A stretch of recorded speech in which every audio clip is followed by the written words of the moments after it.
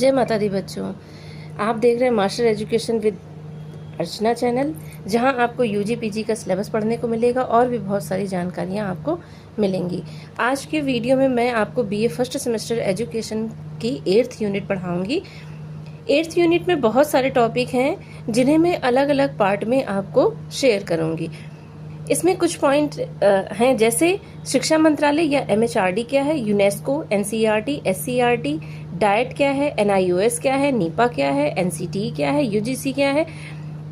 ये सब शिक्षा निकाय हैं जो शिक्षा से संबंधित कार्य करते हैं और शिक्षा से संबंधित जो भी रेगुलरिटीज होती हैं, नियम विनियम होते हैं, उनको लागू करते हैं।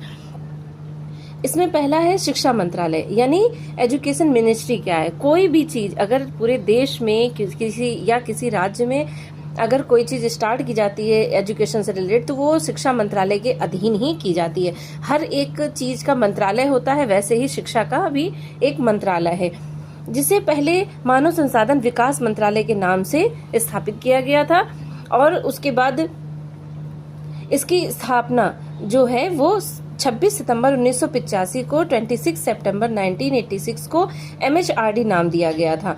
बाद में इसका सबसे पहले शिक्षा मंत्रालय नाम दिया गया, फिर से इसे 1985 में एमएचआरडी मानव संसाधन विकास मंत्रालय नाम दिया गया और फिर से 29 जुलाई 2020 को जो नई शिक्षा नीति आई उसमें फिर से इसका नाम बदलकर शिक्षा मंत्रालय रख दिया गया। ये बहुत इम्पोर्टेंट टॉपिक है, ये बहुत ही इम्पोर्टेंट लाइन है, क्योंकि ये ज़्यादातर कॉम्पिटिटिव एग्जाम्स में पूछा जाता है कि शिक्षा मंत्रालय को मानव संसाधन विकास मंत्रालय से शिक्षा मंत्रालय फिर से किस सन में नाम दिया गया। इसके बाद है शिक्षा मंत्रालय के कार्य। इनके कार्य हैं स्कूल और उच्च शिक्षा की नीतियां बनाना, नई शिक्षा योजनाओं का संचालन करना, अनुसंधान और नवाचार को बढ़ावा देना, शैक्षिक संस्थानों का प्रबंधन एवं सुधार करना। एमएचआरडी शिक्षा मंत्रालय का ही पुराना नाम है, अब यह शिक्षा मंत्रालय कहलाता है और पूरे देश की शिक्षा व्यवस्था की जिम्मेदारी निभाता है। फिर है यूनेस्को। यूनेस्को क्या है? यूनेस्को वैसे तो आपने काफी समझा और पढ़ा होगा, लेकिन इसमें आपके सिलेबस में इसलिए इसे ऐड किया गया है क्योंकि यूनेस्को एक ऐसी संस्था है जो शिक्षा विज्ञान और संस्कृति से संबंधित है और पूरे विश्व में इससे जो भी नियमावली वगैरह लागू की जाती है वो यूनेस्को के अधीन कर दी जाती है। जैसे कि आपने जीएसजीके में भी पढ़ा होगा, तो यूनेस्को की धरोहर के रूप में बहुत सारी चीजें ऐड की जाती हैं कि जैसे लाल किला है और बहुत सारे जीआई टैग होते हैं, वो सब यूनेस्को की धरोहर में आते हैं क्योंकि यूनेस्को शिक्षा और संस्कृति से संबंधित, विज्ञान से संबंधित सूचियां भी जारी करता है। तो यूनेस्को के बारे में थोड़ा सा जान लीजिए। यूनेस्को का फुल फॉर्म है United Nations Educational, Scientific and Cultural Organization. Hindi में नाम है संयुक्त राष्ट्र शैक्षिक, वैज्ञानिक एवं सांस्कृतिक संगठन। इसकी स्थापना 16 नवंबर 1945 को की गई थी, 16 नवंबर 1945 को की गई थी। इसका मुख्यालय यानी हेडक्वार्टर इसका पेरिस यानी फ्रांस में है। यूनेस्को एक अंतर्राष्ट्रीय संगठन है जो शिक्षा, विज्ञान और संस्कृति के क्षेत्र में काम करके पूरी दुनिया को जोड़ने और शांति कायम करने का प्रयास करता है। यूनेस्को के उद्देश्य हैं शिक्षा, विज्ञान और संस्कृति के माध्यम से विश्व शांति और सहयोग बढ़ाना, सभी देशों में साक्षरता, समान शिक्षा और जीवन पर्यंत शिक्षा यानी लाइफ लॉन्ग लर्निंग को प्रोत्साहित करना, विश्व की सांस्कृतिक धरोहर वर्ल्ड हेरिटेज को संरक्षित करना। फोर्थ है वैज्ञानिक और तकनीकी प्रगति के लिए अंतर्राष्ट्रीय सहयोग देना, अभिव्यक्ति की स्वतंत्रता और संवाद को बढ़ावा देना। फिर है एनसीईआरटी। एनसीईआरटी क्या है? एनसीईआरटी का फुल फॉर्म है national council of educational research and training, यानी राष्ट्रीय शैक्षिक अनुसंधान और प्रशिक्षण परिषद। इसकी स्थापना 1 सितंबर 1961 को की गई थी, 1 सितंबर 1961 को की गई थी। इसका मुख्यालय नई दिल्ली में भारत में है। एनसीईआरटी के कार्य क्या हैं? स्कूली शिक्षा से जुड़ी नीतियां और योजनाएं बनाना, पाठ्य पुस्तकें तैयार करना, जैसे 1 से 12वीं तक की कक्षा की एनसीईआरटी बुक्स को तैयार करना यानी प्रकाशित करना, शोध और प्रशिक्षण, शिक्षा से जुड़े नए शोध करना और शिक्षकों को प्रशिक्षण देना, राष्ट्रीय पाठ्यचर्या ढांचा यानी एनसीएफ तैयार करना, शैक्षिक योजनाओं और सुधारों में केंद्र व राज्य सरकार को सहयोग देना। यानी एनसीईआरटी, जैसे आपने अभी तक 12th तक अगर पढ़ाई जब आपने की है पढ़ाई, तो 12th तक की जो किताबें होती हैं, जो सरकारी किताबें होती हैं और जो मानक निर्धारित जो किताबें होती हैं, वो एनसीईआरटी की ही मानी जाती हैं। जब भी कोई भी एग्ज़ाम होता है और उसमें अगर कोई क्वेश्चन विवादित होता है, तो उसके लिए यही प्रावधान होता है कि एनसीईआरटी की बुक्स के अकॉर्डिंग उसको सही माना जाएगा। वैसे तो बहुत सारे पब्लिशर बुक्स छापते हैं, लेकिन जो एनसीईआरटी, जो नेशनल काउंसिल है, यानी पूरे राष्ट्र में जो एक मानक निर्धारित किया गया है बुक्स के तैयार करने के लिए, वो एनसीईआरटी ही करती है। एक संस्था बना दी गई जिसके अधीन जो किताबें प्रकाशित की जाती हैं वो पूरे देश में लागू होती हैं, पूरे देश में मान्य होती हैं।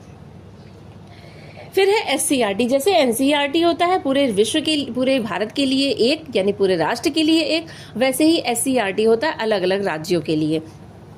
एससीईआरटी का फुल फॉर्म है state council of educational research and training, Hindi में नाम है राज्य शैक्षिक अनुसंधान और प्रशिक्षण परिषद। स्थापना इसकी अलग अलग राज्यों में शिक्षा विभाग द्वारा की जाती है, यानी अलग अलग वर्षों में, जैसे कि यूपी में अलग, उत्तराखंड में अलग, झारखंड में अलग, बिहार में अलग, सभी का जैसे बोर्ड अलग अलग होते हैं, वैसे ही एससीईआरटी जो है वो अपने जो बुक्स प्रोवाइड कराती है या और भी सारी जो नियम वगैरह लगाती है वो सारे अलग अलग राज्यों में होते हैं। तो एससीईआरटी की स्थापना, जैसे एनसीईआरटी की स्थापना 1961 में हुई और एससीईआरटी की स्थापना अलग अलग राज्यों में अलग अलग वर्षों में की गई। और किसके द्वारा की गई? शिक्षा विभाग द्वारा की गई। इसका स्तर यह राज्य स्तर की संस्था है एनसीईआरटी की तरह, केवल राज्य की शिक्षा व्यवस्था के लिए होता है। एनसीईआरटी पूरे राष्ट्र के लिए और एससीईआरटी राज्य के लिए। एससीईआरटी के कार्य हैं राज्य में स्कूल शिक्षा से संबंधित नीतियां और योजनाएं बनाना, योजनाएं लागू भी करना, और पाठ्यक्रम और पाठ्यपुस्तकों का निर्माण करना और शिक्षक प्रशिक्षण कार्यक्रम आयोजित करना, शिक्षा में शोध और नवाचार को बढ़ावा देना, राज्य के स्तर पर एनसीएफ को लागू करना। अच्छा, एनसीएफ के बारे में मैं आपको आगे भी बताऊंगी। एनसीएफ क्या होता है? National curriculum framework. ये पूरे राष्ट्र का एक होता है, लेकिन एनसीएफ जो है इस एससीईआरटी के कार्य है कि वो राज्य के स्तर पे एनसीएफ को लागू करे।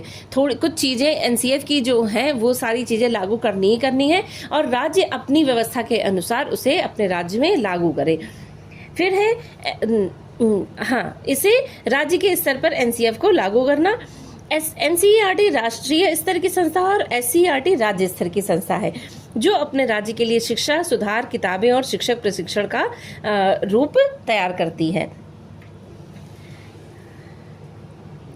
फिर है डाइट क्या है? डाइट का फुल फॉर्म है district institute of education and training, यानी जिला शिक्षा एवं प्रशिक्षण संस्थान। इसकी स्थापना 1987 से 87 में की गई थी भारत सरकार की नई राष्ट्रीय शिक्षा नीति के अनुसार। अब ये राष्ट्रीय शिक्षा नीति के अनुसार क्यों की गई है? क्योंकि ये हमेशा क्वेश्चन पूछा जाता है कि डाइट की स्थापना किस सन में तो की गई, पर किस नीति के तहत की गई। तो ये आपको बहुत ज़्यादा याद रखने वाली चीज़ है, क्योंकि ये ज़्यादातर कॉम्पिटिटिव एग्जाम्स में पूछा जाता है कि डाइट की स्थापना किस नीति के तहत की गई। तो राष्ट्रीय शिक्षा नीतियां 3 आ चुकी हैं। पहली थी 1968 में, दूसरी 1986 में और तीसरी 2020 में आई है। तो ये जो दूसरी राष्ट्रीय शिक्षा नीति थी 1986, इसके तहत डाइट की स्थापना की गई 1987 में की गई। इसका स्तर क्या है? ये जिला स्तर की संस्था है और यह एससीईआरटी के अधीन काम करती है।